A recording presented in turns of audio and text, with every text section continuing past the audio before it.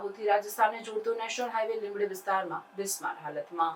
દાહોદથી રાજસ્થાન સુધી જોડતા નેશનલ હાઈવેની લીંબડી વિસ્તારમાં હાલમાં રસ્તાની સ્થિતિ ખૂબ જ ખરાબ થઈ ગઈ છે। આ હાઈવે દાહોદથી રાજસ્થાનના ચિત્તોડગઢ સુધી જાય છે અને લીંબડી વિસ્તારમાં મોટા મોટા ખાડા અને અસમાન સપાટીથી યાત્રીઓ માટે સફર ખતરનાક બની ગઈ છે।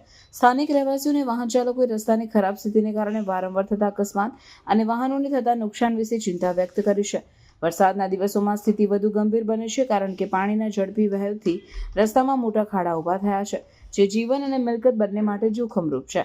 સત્તાધીશોએ આ સમસ્યાને સ્વીકારી છે અને જણાવ્યું છે કે કેન્દ્ર સરકાર દ્વારા રાષ્ટ્રીય ધોરીમાર્ગોના વિકાસ માટે મોટી રકમ ખર્ચવામાં આવે છે, પરંતુ કેટલાક વિસ્તારોમાં જાળવણીની સમસ્યા રહે છે।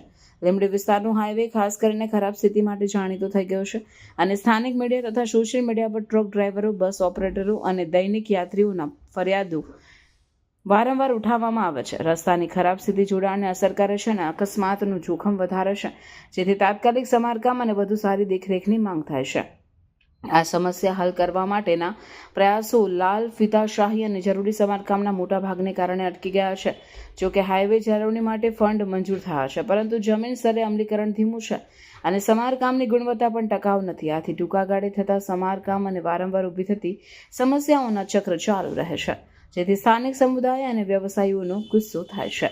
આ સમસ્યાએ જાહેર સ્તરે ચર્ચા શરૂ કરી છે અને લાંબા ગાળે ટકાઉ ઉકેલો અને મૂળભૂત સુવિધાઓના વ્યવસ્થાપનમાં વધુ જવાબદારીની જરૂરિયાત પર ભાર મૂકવામાં આવ્યો છે।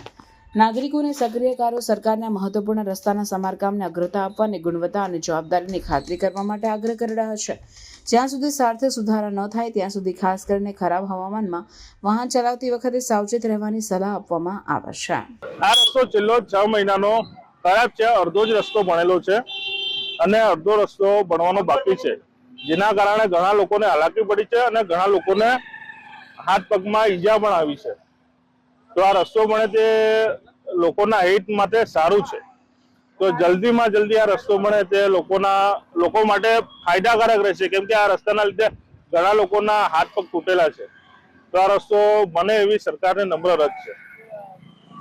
લીંબડી નગરમાં આપણે લીંબડી દેપડાથી ડુંગરી વચ્ચેનો રસ્તો એટલો બિસ્માર હાલતમાં છે જેની કોઈ જ નથી।